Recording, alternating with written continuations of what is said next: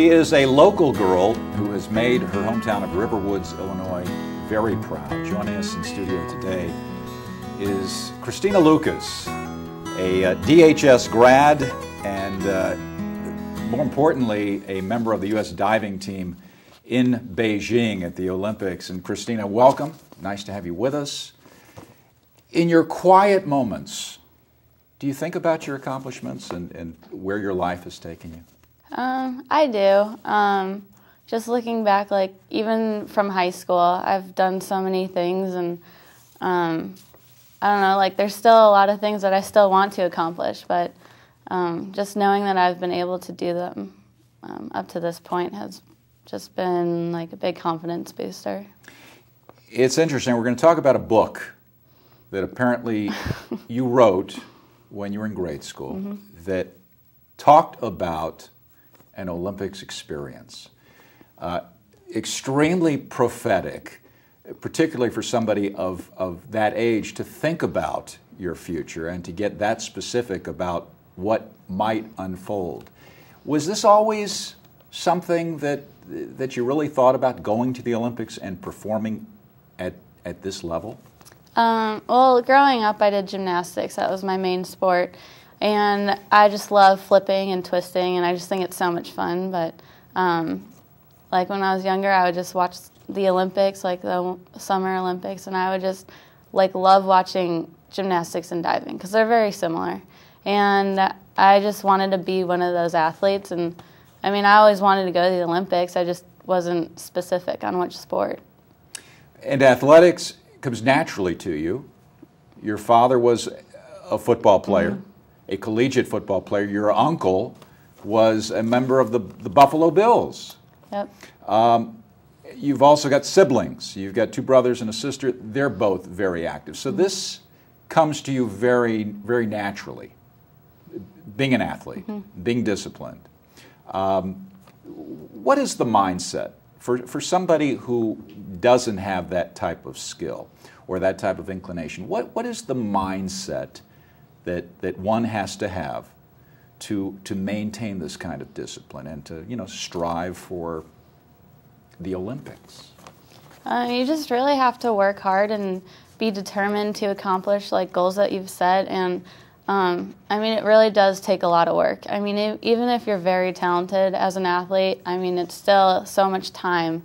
And I mean, you sacrifice a lot, but in the end, it's totally worth it. But I think people like forget that it does take so much work and effort to accomplish a lot of things. Well, let's talk about the sacrifice. So now we go back to the early days.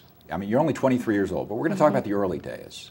So at some point, you are beginning to thrive in a competitive environment. You're beginning to hear from specific coaches and teachers that you have this gift. How does that make you feel, and how do you now begin to respond to that at such an early age? Well, at an early age, I didn't know any better. I was just like, okay, I like sports. I mean, I do pretty well in them, and like when I was younger, it was all just about having fun, which is what I think it should be about. But like I didn't realize I was really good at diving until I started getting recruited by colleges, and a lot of the coaches were like, "You could make the 2008 Olympics," and I just kind of like, it's like, yeah, maybe, I don't know, wow, but like college is where I really began to excel, and so I'm so glad I went to IU. Like I think it was a great choice for me, and I'm really happy there. But you start out as a young gymnast, and the coach is recognizing you as a young pupil with a lot of promise. Do you remember the early years as, first of all, as a gymnast, and at what point was it a natural transition now to go into swimming and diving from that launch point? Let's see. Like when I was younger, gymnastics, like it's just what I grew up knowing. I didn't know any better. Like I didn't realize how much time it took up, and I mean, like I had fun with it. But in the summers, I started diving at like this club we belonged to. Like I did the swimming and diving team, and I did really well in the diving aspect just because it was so easy to do. It's like gymnastics into the water. I mean, it's the same thing. So like, I just enjoyed doing it, and I had a lot of fun. And I like told my mom one day coming home from gymnastics that I hated it and I wanted to quit. And at what age was this? I think I was like 11 years old when I decided I wanted to make the transition from like full-time gymnast to full-time diver. Training regimen that goes into this, and again, let's go back to high school when now you're beginning to excel. People are beginning to recognize Christina Loukas as somebody who's got this amazing potential, maybe Olympics bound. Is it beginning to take you away from what the other, I mean, obviously it is, but take you away from what other kids are doing on weekends? Now you're spending a lot of time at the pool. How are you responding to this kind of discipline at this particular age? In high school? In high school, it wasn't too bad. I mean, my practice schedule for my club team was just 4 days a week for like 2.5 hours, like, which was nothing compared to gymnastics. I was like 3 hours, 6 days a week, and I just did not like that. But diving was much easier for me. I mean, there was always competitions on the weekends, but in high school there really weren't that many for a club, and I don't know. I was still able to have fun and hang out with my friends whenever. So. How are your friends responding to the attention that you're beginning to get? Now? Early on in high school? In high school, I was just that good diver that won state. I mean, people knew who I was, but they didn't like treat me special or anything. And you're not looking for any of that special attention. You just want to fit in with the group. Susan Bromberg, your first coach. Yep. Let's talk about that. What kind of influence was she? I mean, I tried out diving, and I just really enjoyed working with her. I thought she was a good coach.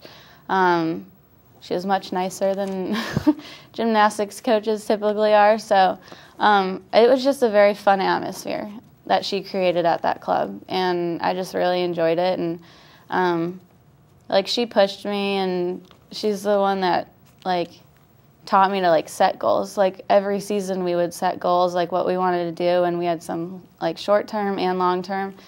And one time she was just like, "What's your long-term goal gonna be?" And I was like, "I'll just write down dive in college." Like, I wasn't even like serious about it, but she's the one that kind of made me like look into that and make me want to do it. Christina Loukas started diving for Windy City Diving when she was about 11, and she was a part of our club until she was 18 when she went off to college. When she first started diving with us, we saw that she had some talent and she was learning a lot of dives. I believe her first year she qualified for nationals, and she was terrified of diving in the meet, and she even forgot how to do her front approach, and she forgot how to do a couple of dives. So at the meet we had to, you know, right at the spur of the moment, change a few of the dives, but that was her first introduction to a national meet. I think she was about 12. So it was fun to see her progress from that point until she left us when she was 18, and she was a runner-up at the Junior National Championships, and to see that progress was just unbelievable. In terms of her potential, you know, we saw that she could be a very good diver when she first started diving with us. It probably wasn't until probably her sophomore year in high school when she focused more on diving, and we could see the great potential that she had.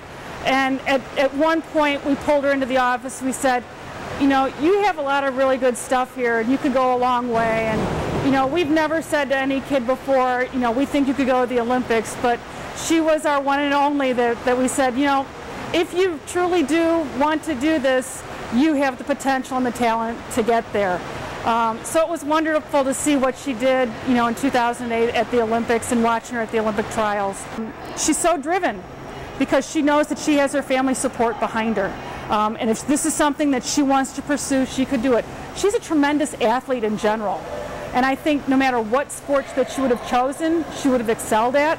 I'm just thankful that she chose diving. There's the physical regimen. There's the training aspect of it, and part of that training is, you know, wrapping your arms around that particular mindset. Coach Bromberg was helpful in really helping you to believe that, hey, I can take this pretty far. Was there anything in particular that she was able to accomplish as your coach, working with the mental aspect of all of this, that you can kind of go back and tap into and still use today? Well, in high school, she introduced like mental imagery. I mean, I didn't really understand it or like understand the importance of it. But now in college and especially at the Olympics, like I definitely used that skill. I mean, a lot of athletes use it, but it was something that she introduced to me. How does that work? Walk us through that. Mental imagery? Yeah. Well, it's just like if you're going to go to a big meet, you want to try to put yourself in that place and see yourself competing your dives like the best that you want to do them. It just kind of makes it like easier to go to, like, sometimes it's hard getting to a pool and you're just in a brand new place and different surroundings, because when you're in your dives, you see like everything, like, and if you're outside or inside, like that really affects like how your dives are, I guess. But mental imagery just like helps you be more comfortable, like when you first get to new places. And just being able to see yourself do those dives just helps build confidence, and I mean, it's just another way to practice. So you've got the mental imagery in addition to the miles of videotape that has been crafted through your career. Is one more helpful than the other? In other words, you could sit down and watch a videotape of your best dives, your best competitions, and learn from that and get back into the moment. In addition to this mental imagery, do they both kind of work in concert with one another? Like my coach at IU, he makes us keep a best dives video that we make for ourselves, and he just wants you to watch it so you can see yourself doing, like, you actually are capable of doing these dives well, and then you use that to help be able to see it mentally. Let's take folks through the process of ascending to the platform, to the top of the platform, preparing yourself for the perfect dive. As you're climbing the rungs on that ladder, what's going through your mind? Every time I go up to do a dive, I pick about 3 things I want to think about. I try to like zone out. I don't want to think about the audience or like the other competitors. I'm just focused on myself and just like what I want to do in that dive. Now you're at the top. For many of us, myself included, there is a fear factor on many levels. Number 1, there's a fear of heights. Number 2, there's a fear of messing up big time in front of this audience. And number 3, the water may be cold. You're thinking about a lot of things, but through the repetition, you're able to kind of cancel these kinds of things out. When you approach the end of the board, and now you're in the process of hitting the water in only a couple of seconds, and between the time you lift off and hit the surface of the water, a lot of things can go wrong. How do you begin to think about the physical part of what needs to take place after you leave the board? Is it just, I've been doing this so long, it just comes so naturally to me? But I think people who are watching this have a difficult time understanding the choreography. This is kind of interesting to talk about just because I've had some like mental issues, I guess. It's really difficult to understand like how I dive. Like, I don't understand how I flip that many times. I don't know how I know where I am. Because it's so natural. Yeah. It's so intuitive. Yeah, it is. And it's so weird for me to like grasp that. Like, I don't know, sometimes I like freak myself out, I guess, like, and I get scared, but I'm like creating that anxiety. But like once I get in the meet, though, I just like kind of turn it off, and I just let my body do what it knows, like what to do. You mentioned a very interesting part of all of this, and that is anxiety. Mm-hmm. We hear about professional athletes sometimes who have to deal with some kind of block, mental block, physical block. The second baseman who just, for whatever reason, stops being able to throw a routine ball to first base. Is this something, obviously you think about it, but has it ever sort of crept into the process for you? Not being able to do these things that have come so naturally to you. Yeah, this past year it was a little difficult coming back from the Olympics and not really being able to take a break. And I had to jump right into my college season.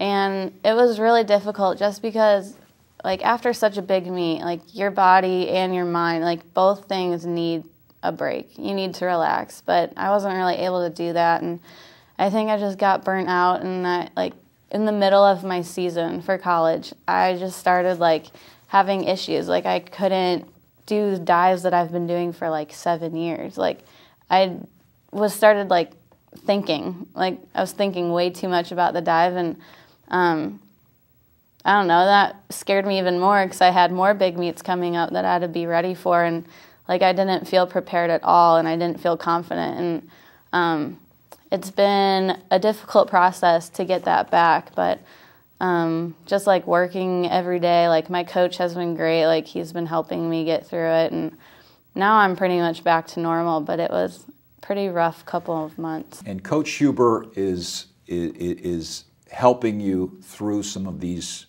mental challenges. Mm-hmm. What did he say to you when you went to, I'm having some problems here. I'm overthinking these dives. What kind of advice did he give you? He was very understanding, which I was kind of nervous about when I first went to talk to him. Because, I was, like, his top diver. I was the Olympian, and I was having, like, mental issues. I was like, that just doesn't seem like it makes sense. But when I went to talk to him, like, he was very understanding, and he just told me, like, of all of, like, his top divers going through this kind of thing in the past. So he had some experience dealing with this, and he gave me some tips, and he's like, it's going to be different for you, how you're going to have to get through it, but you're just going to have to find something that will help you, like, not think about your dive, or just, like, a phrase that you can say to yourself to just allow yourself to just do what you need to do.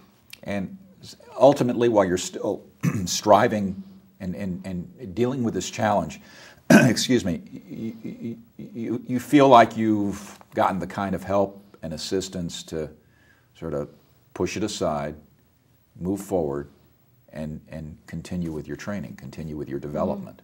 Mm-hmm. Do you feel like you're still developing as a diver? You're still learning new things and new tactics? Mm-hmm. Yeah, I always feel like I'm like moving forward. Even from the Olympics in just a year, I already feel like I moved forward, and I've learned more things, and I've been more consistent. Like that's the awesome thing about diving, is you can always get better, I feel like. Let's rewind a little bit. Okay. We talked about the early days. Mm-hmm. Now into high school, and this is Christina Loukas, known as she's the girl who can really dive well. This is a unique talent. You're beginning to get the kind of attention from recruiters who are watching you at your meets. You're really you're getting a lot of recognition and a lot of attention. And now it's time to think about, okay, this is where I want to go to college. This is where I want to continue to excel. Mm-hmm. And hopefully realize a dream at the Olympics. Let's talk about the introduction to the coach and to the program at Indiana. Local girl at Deerfield, on top of the world, the diver. Now you're meeting a lot of folks who have comparable skills. Is that mm-hmm. fair to say? What was it like your freshman year as you begin to understand what that program under Coach Huber is all about? Well, when I first got to that program, I was very intimidated. I mean, there was another girl that was on the 2004 Olympic team, and being able to dive with her was like, it was great for me because she really helped me. Like, I don't know, she was able to, like, she had gone through the same thing, so she was able to help me, like, tell me some tips, and like she would help coach me. She kind of like took me under her wing, I guess you could say, and that's Cassandra Cardinal. So that was just like a great experience, being able to dive with someone like that, because when I was in high school diving at my club, there weren't very many people. I mean, diving's not a very big sport. Not many people like do it. But going to IU, it was definitely a big team. And I mean, the reason why I went there is because it was a great coach and like a big team, and they were all very talented. And it was kind of like a big family. Like, everyone was so close to each other, and I just wanted to be a part of that. And it's validation that, hey, you know, I am pretty good. I am fairly well accomplished here. And the camaraderie is important, as you mentioned. Folks like Sandra, who are taking you under your wing, under their wing, they have experienced some of the things that you haven't. Grateful to have the opportunity to talk about Christina Loukas, because just what an amazing person. I've had the opportunity to coach her for the last 5 years and really take her, you know, all the way up to the highest level. And the only thing she has yet to accomplish, but will, is Olympic medal. But she's come close, and I'm looking forward to that. She's just an incredibly hard worker. I know when I recruited her, you know, one thing her dad said was, you won't find anybody that'll work any harder than she does, and boy, that's the truth. And whether it's inside the classroom or in the pool or in the weight room or whatever, she gives 100%, and it really is shown. You know, I think that becoming a champion starts with character, and she truly has the character of a champion. You know, last year she was Big Ten champion and Big Ten record holder and NC2A champion and NC2A record holder. And that's after coming back from the Olympics and getting basically about 2 weeks of a break. And I know she maybe wanted a little bit more, but we had a lot ahead of us. And I told her, I said, you're going to, you know, I know you're a little tired, but you're just going to have to handle it and keep it going. And she's done a wonderful job. On top of all of that, she made the world team in 2 events, won a couple national titles both in the spring and summer. And we kind of limped to the outdoor nationals this summer, where she set a school record and won another national title and came second in another event. So just a wonderful person who really will persevered, and just to go from the Olympics and to finish this year the way she has is exciting. And now she'll have a break and recharge her batteries and get ready to come back and make a shot for the 2012 team. You know, as far as her impact on the university and our program has been enormous. I mean, she's just a class act. She's loved by everybody that meets her. She's well liked within the diving community, and gosh, just wish she was a freshman. But we're looking forward to another run at the 2012 Olympics, and we know it's going to be tough. There's some great divers out there, so she knows when she comes back she's going to have to up her game, and she's prepared for that. But she's meant everything to us, and by far one of the most outstanding female divers we've had at Indiana University, and that says a lot, because we've had a great history of many great athletes, great women divers over the last 30, 40 years. Coach Huber at Indiana, a tremendous influence for you. Were his tactics and his ability to coach different from what you were used to up to your time in attending Indiana? Yes, it was very different. I mean, the reason why I knew he was a good coach is because he was very strict. He was very determined, and he had like practice times and everything. It was very rigorous, and it was just very different from high school. And speaking of high school, Coach Farrick, he's the guy who was influential as well, the high school level where you excelled. Tell me about his coaching styles. No, like, I really enjoyed working with Farrick. I mean, the past coaches before him were good, but like I never really had a close relationship with them, and like Farrick helped me just dive well and like help build my confidence. I think that was the biggest thing in high school, was just realizing that I had the potential to be a good diver, and Senior year, he helped me break the state record that had been there for like 20-some years. So that was just awesome to be a part of that, and he definitely helped me do that. Christina has got a very unusual personality in the sense that she's fun-loving. Everything about her, is an expression of just pure wanting to play, wanting to have fun, and enjoying competition. You could always see the potential. I think everybody could probably see that in her. She had the talent level, she had the work ethic, she had the drive to get there. It's just a matter of, is everything going to fall in place for you at that particular time and that year? You have to fall into the year and be at your best, and she did do that. So obviously we're just real happy that she made it. Not only did she, have the school records, have the state record, but you look at what are the girls coming in the future look for, and they look, hey, wow, there's an Olympian at this school. I want to be something like that. At the state meet her senior year, she was not just going for the state title, but also for the state record, which was just under 500, and she wanted to break the 500 mark on point total for her 11 dives, and it came down to the last dive. No girl has ever done that in the state of Illinois, and even though she didn't really catch the board really well on her last dive, she got it up in the air and just ripped the dive through. Scores came up on the scoreboard, and she was well over 500. When you're not studying diving technique, you're studying something called kinesiology. Mm-hmm. What is kinesiology, and where do you hope to go with that? That's a good question.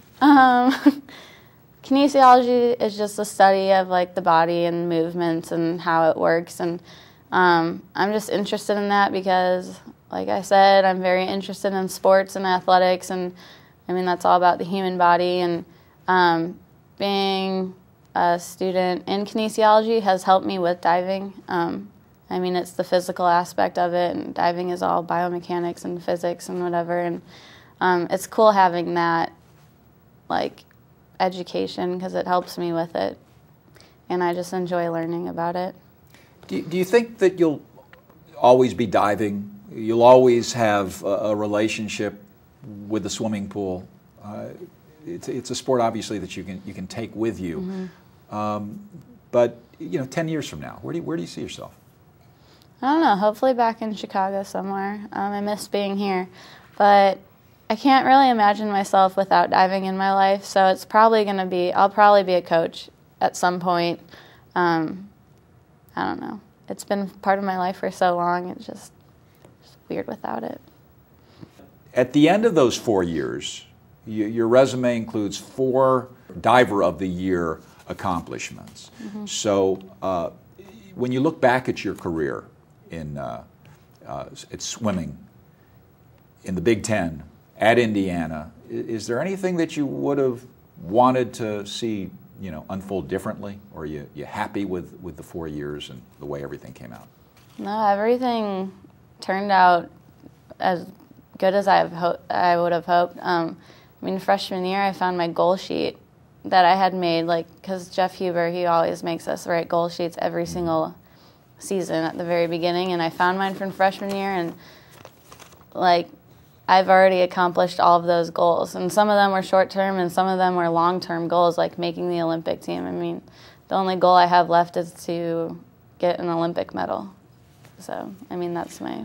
So you go back to the book you wrote as a grade schooler, uh-huh. And now we're talking about the sheet that you put together outlining your goals, mm-hmm. in 4 years at Indiana.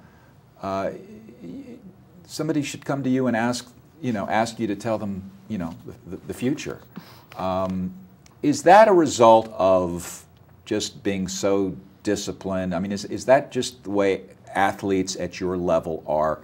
It's so deliberate, so choreographed in terms of what the next step is? I mean, does it surprise you at all that you saw this thing unfold? Not. I guess I was still surprised. I mean, I set those goals, and I was just always thinking about them. I was counting down to the 2008 Olympics. was like, all right, there's 3 years, 2 years, 1 year, 6 months, like whatever. It was always in the back of my mind. And I don't know. I mean, like every day, like my coach would be like reminding me. So you're waking up every day thinking about this, the ultimate challenge. You're almost obsessing over the Olympic Games in 2008? I don't know. I don't know if I'd say it was obsessive, but I mean, I'd have an Olympic flag like in my room, and I mean, I'd look at that every day. And as a child watching the games and watching the divers competing at that level, you kind of visualize and think about and imagine, you know, I could be there one day, and that's kind of neat. Let's go to the Olympic trials now. Okay. And my understanding is that you were dominant over the competition. There was really no surprise as to whether or not Christina Loukas was going to be a member of the Olympic diving team. But still, when you reached that goal, it was like, oh my gosh, I can't believe this happened. You were still in disbelief. Oh yeah. Let's talk about the experience at the trials. At trials? Okay. Going into that meet, I pretty much knew I had to win to automatically make the team. Because after that, it was kind of up to a bunch of selectors to pick who else made it.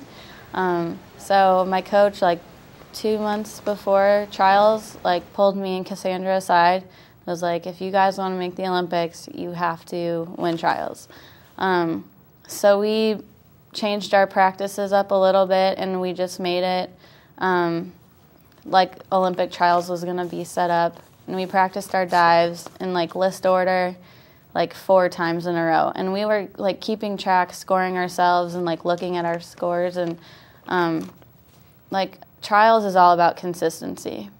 I mean, every dive counts. Usually at big meets, it's like there's a prelim, semis, and finals, but only the finals score counts. So at trials, we knew like from the very beginning to the very end, like everything mattered. It's interesting. Diving, like figure skating, there's a technical aspect to it, but there's also an extremely subjective part of it. I mean, there's a panel of judges who are watching an athlete hit all of the right marks, but for the most part, there's a subjective nature to it. Is there ever a point when you feel, you know, I can do my best, but it's still up to somebody to evaluate the dive? How do you reconcile that? That was really difficult for me to like understand that like diving is subjective. Like who you are matters, and sometimes it helps you, sometimes it hurts you, but I mean, in the end, like you can't change any of it. Like you have no control over what judges will score you. So you just have to do the dives the best you can and just try to not focus on like the scores they're giving you, but on what you're doing. So the time comes when you've aced this competition. I mean, you've dominated the field. You know that you're going to the Olympics. What's going through your mind? What are you thinking about? I was like, oh my God, I'm going to be an Olympian. I was so excited. And probably the coolest thing at the Olympic trials was after I won, like so many Olympians were there, like all the divers, like they were helping judge or they were just there to watch. But Sarah Reiling, or her name is Sarah Hildebrand now, but she was an Olympian in 2000 and 2004, an IU grad. I did not have a chance to actually train with her, but she was at the meet, and after I won, she ran up to me and gave me her Olympic ring. Wow. It's like a tradition with the divers. If you make the Olympics, like a past Olympian will give you their ring until you get your own.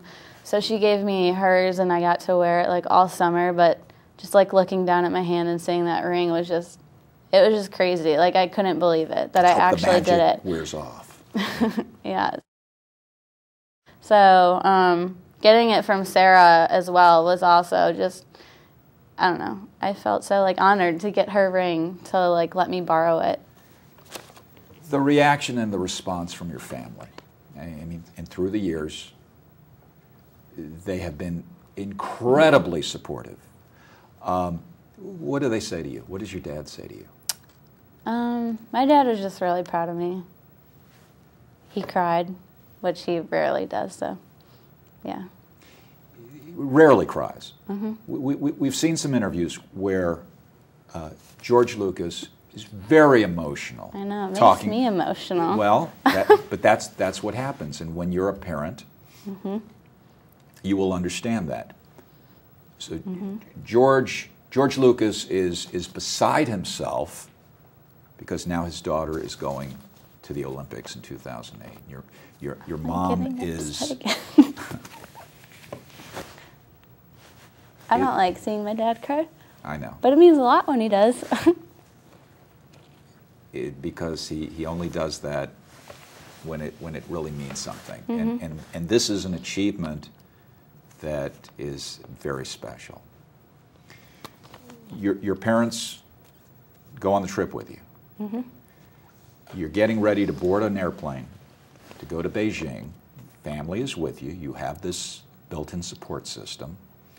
What are you anticipating? What are you expecting once you arrive in Beijing? And did your expectations now match up with, did the reality match up with your expectations? No, it didn't. It was way better than I could have imagined. Being like in the athlete village was just really cool. It literally was a small village, like, and it was all gated in, and it was only like the top athletes in the world. Like, it was unbelievable walking to the dining hall and seeing, like, what's the runner's name? Like, Usain Bolt or something? Usain Bolt. Yeah, I would see him, like, in the dining hall. I'd see Michael Phelps. I saw LeBron James and all these people, and it was just weird to be considered as, like, a part of that group. A part of that fraternity. Yeah. Do Olympic athletes hear the USA, US? Do you block that out, or are you just taking that in and getting the goosebumps that the rest of us have? For me, I take it all in. Yeah, I love getting, like, pumped up and hearing that, like, chant. Like, we would chant it, like, walking through the tunnel into the opening ceremonies, and it was cool. It gave me goosebumps. And at the meet, like, if people were chanting USA or something, like, I got so excited, and it like kind of like jacked me up, and I had my adrenaline going. And I'm the type of diver that, like, needs to feel that. If I'm, like, calm and not nervous, like, it scares me. I usually don't dive as well, so I enjoy taking that all in. So you're wearing your Olympic jacket, and you've got the American flag blazoned on your sleeve. Do you feel this inherent patriotism just by the sheer fact that you are representing the United States the way you are? Yeah, I mean, when I got all my USA gear, I was so excited, and I wore it proudly. Like, I was honored to be at the Olympics representing the USA. You're also encountering other divers who you have competed against along the way during your competitions leading up to the. Was there a lot of camaraderie? Yeah. I mean, I've been diving against the same people pretty much for, like, the past, like, 8 years. Like, diving community is very small, and I see the same people, but like, when I see someone doing a new dive, like, I go do that new dive. Or, like, if someone's getting, like, really consistent, I really realize, like, I have to step up my game, and I go back and I train harder, like, and we all help each other. And like, in the end, like, we're all making, like, Team USA better. The pools are the same, and yet they're really not. Now you're climbing to the top of a platform at the Olympics. So that in and of itself makes it a little bit different. Psychologically, is there a challenge for you in terms of, you're employing the same skills that have gotten you this far, but now you're in Beijing practicing and getting ready for the ultimate competition. Was that challenging for you? Not really. I mean, that's kind of where the mental imagery comes in. I saw, like, I knew what the pool looked like. I had been there in February for the World Cup, and like I knew exactly what it was going to be like. I knew the stands were going to be filled with like people just cheering, mainly for China. But like I knew that. Like so, I wasn't surprised by anything, and I knew there was going to be a lot of media, like a lot of cameras in our faces, like following us everywhere. So. Like I was expecting everything that I came across at the Olympics, and once you get into the meet, it's just another meet, and you're doing your dives. I mean, you kind of just block everything out. There's a Chinese diver who is considered the best on the planet, and help me with her name. Guo Jingjing. Okay, you've heard about this young lady, and now you're seeing her for the first time.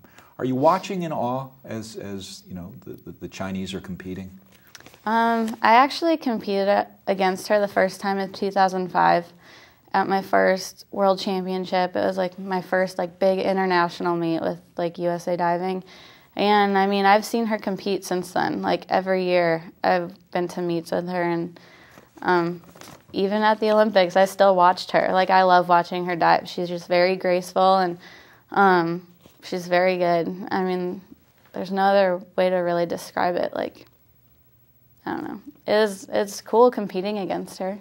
Did you have time to get to know her? Not really. It's hard with the language barrier. I mean, they speak a little English, but it's hard to have a conversation. Throughout the competition, the diving competition, you're seeing demonstrations of talent that you know you're really not used to seeing because of the types of competitive divers that are all assembled here, and you're seeing this while you're actually competing. Did you come away from that experience learning something new about yourself and your ability to cope with not only the pressure but just the discipline that goes into those 2 weeks? Yeah, going to the Olympics, like I was nervous. Like it was the Olympic Games, and it only comes every 4 years, and it was a lot of pressure. But I mean, being my first Olympics, hopefully not my only one, I think I handled it pretty well. And I mean, it also gave me some confidence, like once I left, because I knew I could compete at that level with like that attention to like such a big meet. And I don't know. I definitely think it helped me compete this year at NCAAs and at World Championships as well. So it gives you the kind of experience now to at least have won Olympics, under your belt. Now you go on, hopefully, to the next Olympic Games that will assemble in London in 2012. Is that your focus now? Continuing to improve. For most of the folks who watch you, it's hard to understand that you can get much better than where you are now. But that is now your ongoing focus and your mission to compete in 2012. Yeah, I mean, I graduated college, and now I'm going to grad school so that I can continue training. Like, I want to stay at IU. I want to stay with my coach, and I'm going to stay there until 2012. At what point will you now begin to ramp up, and when will your schedule, your training regimen, increase to the point where you're locked in for those games? Because it seems like now you've got a little bit of downtime. When will it ramp up? Well, every year, like the diving season internationally is like in the spring and the summer. So right now I get to take a long break, and I'll probably start training again in October. And it'll be like heavy training by January, just to get ready to compete in all my events, like all the competitions in the spring. But Do you enjoy the downtime, and then when you begin to transition and ramp up, is your mindset, well, it's just a means to an end, it's something that I got to do, or do you look forward to it? I look forward to it. I mean, I have fun at practice. I really like my team, and I like learning new dives, and I like getting better. I don't know. I just enjoy diving. And, like, I know I get burnt out, and sometimes I say, like, I don't like it, and it's my job. But when I take a break, like right now, I'm so bored. Like, I have nothing to do, and I really miss it. And I don't realize that when I'm, like, in the middle of my season and I'm working really hard. Like, I forget what it's like when I don't have it. I want to look back and sort of address some of those mental images that you have of the games. The opening ceremonies. What is it like to be in that stadium, you know, walking the oval with all of these great athletes, holding the American flag? Does the sense of patriotism overwhelm you? The fact that you're among all of these recognizable athletes, how do you process that? Opening ceremonies was amazing. Going into the bird's nest, it was just, I don't know. Can't describe it. Yeah, I can't describe it. There were just so many people and so much cheering and lights. And, I mean, I took a picture with my camera the second I stepped in the stadium. And, like, that's a picture I'll always keep with me because it was just, like, a snapshot of, like, I don't know, the beginning of the Olympics. And were you able to watch the opening ceremonies from afar? I mean, before you arrive on the stadium floor, are you able to see what's going on? Because those of us who watched it on television with the lights and the choreography and the show that was on display were mesmerized. Are you able to appreciate it like we are? No, I actually didn't get to see much of it. Actually, not really any of it.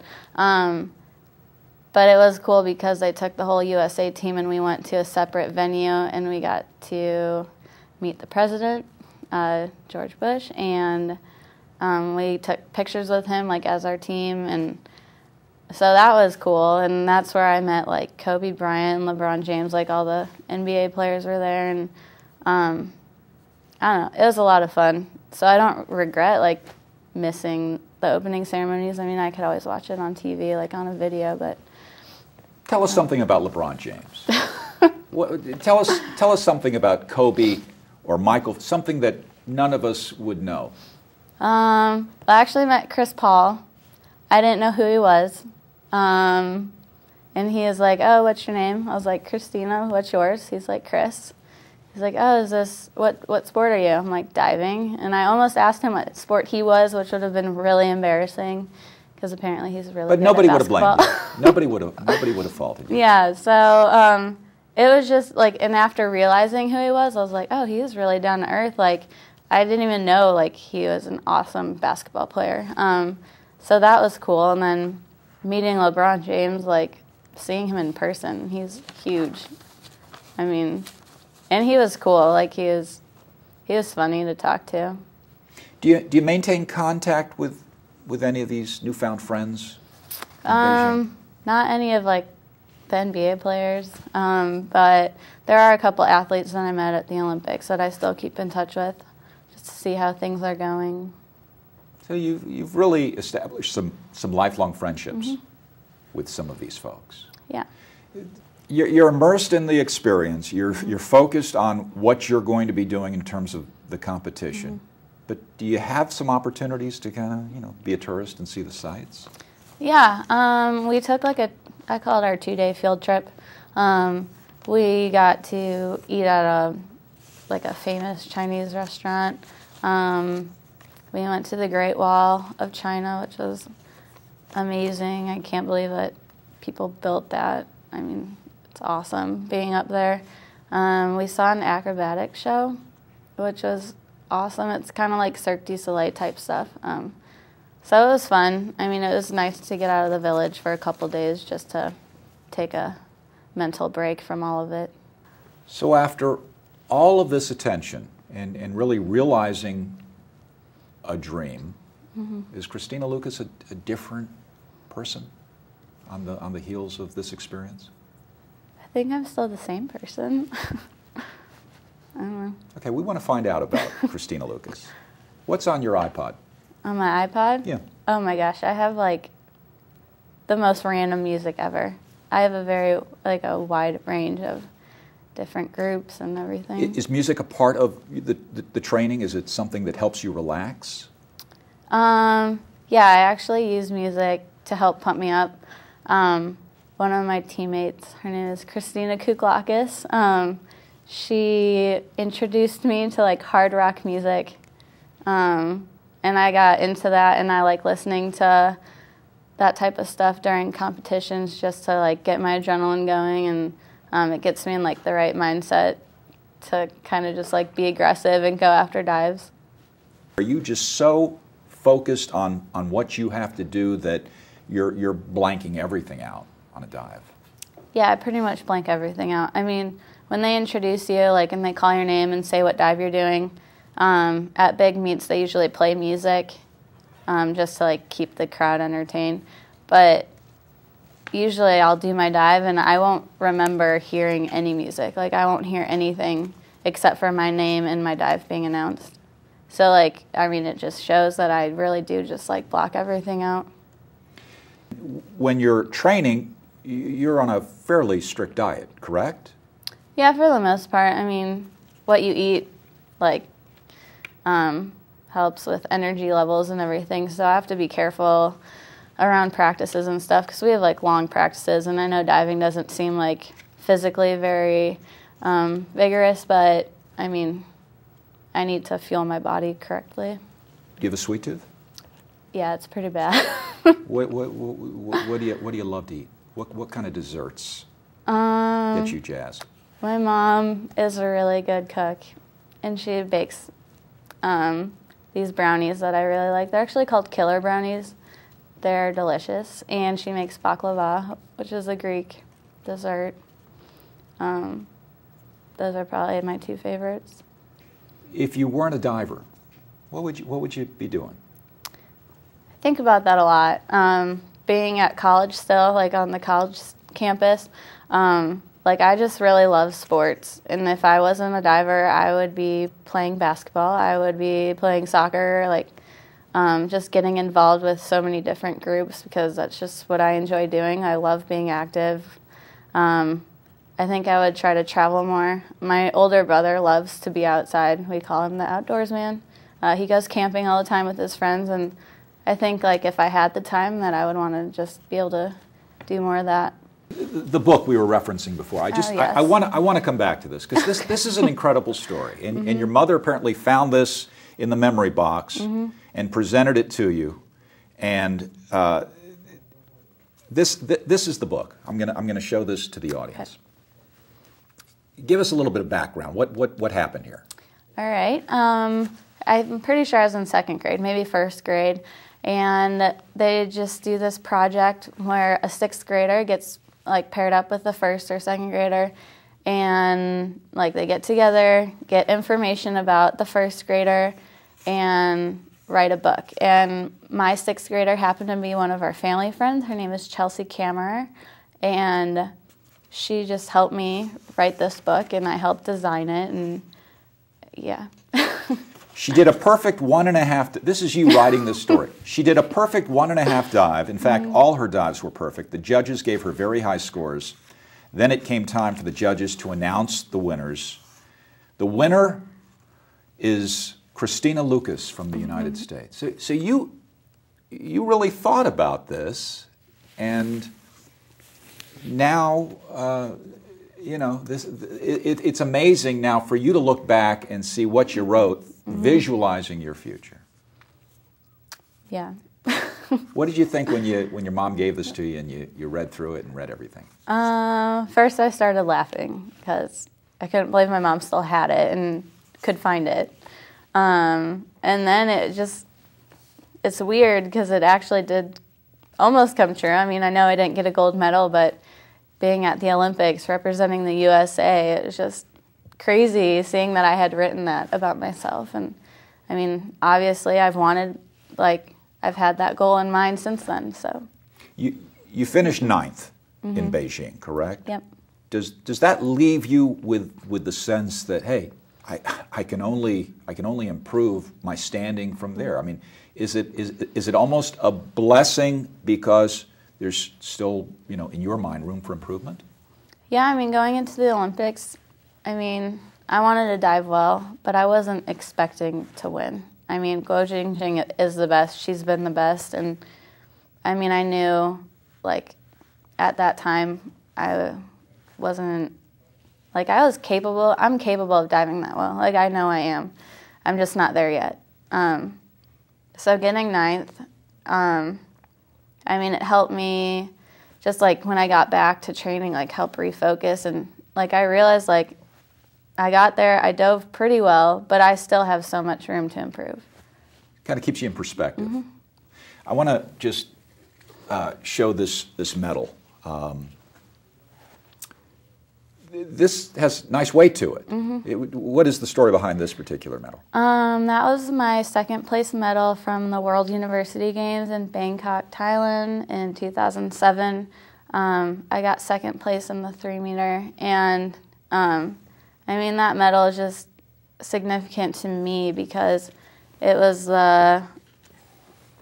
probably like the first individual medal I got internationally, and I think that really just was a big push forward, especially right before like trials and trying to make the Olympics and being able to compete against all those girls and dive well, and it was my high score, and I was just so happy and realized that I really could compete against all of them. There's a trophy case at home or at your folks' home that is abundant with all kinds of hardware. Does it ever get old having somebody place that around your neck or giving you a trophy for a job well done? Does that ever get old? Not really. I mean, it just helps me. I mean, it's a reward for the hard work I've done. I mean, it's just a medal, but I mean, it all means so much to me. I mean, diving's pretty much my life, so I mean, doing well in meets, it just shows that, I mean, I've been working hard, and it just proves that. And somebody in your position can't help become somewhat of a role model for younger kids, whether they're aspiring to be Olympic divers or doctors or teachers. What do you say to kids? And I'm sure that you find yourself in situations where you're talking to school children or young people about following your dreams and continuing to strive for your goals. What advice do you say to them? Well, when I sign autographs, I usually, like, to kids, not like adults, but I write "Dream Big," and then I do my signature. And I mean, it sounds kind of stupid, but I mean, I dreamt big when I was younger, and look where it took me. So, like, set goals and just work for them, and you will achieve what you want. Do you have opportunity to go back to Deerfield High School and check out the trophy case and take a look at some of your accomplishments? How does that make you feel?